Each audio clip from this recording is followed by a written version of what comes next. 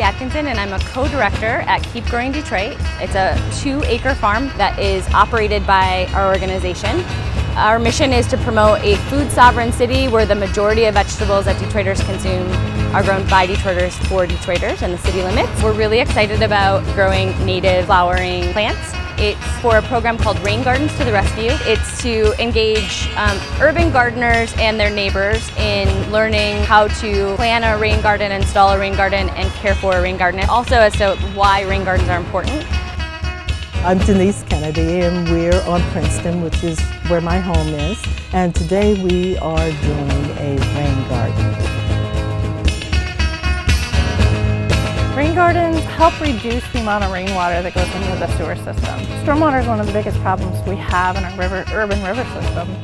When downspouts are connected to the sewer system directly, all of that water from our roofs and our houses, schools, churches, it's collected into the downspout and it goes right to the sewer system, and then eventually in events of high rain, right into our Great Lakes.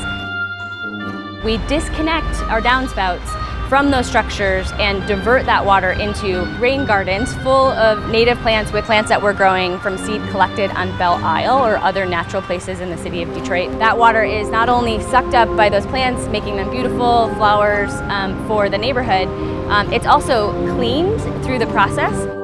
I'm just one person doing this. I've helped plant 5 other rain gardens. I totally love it.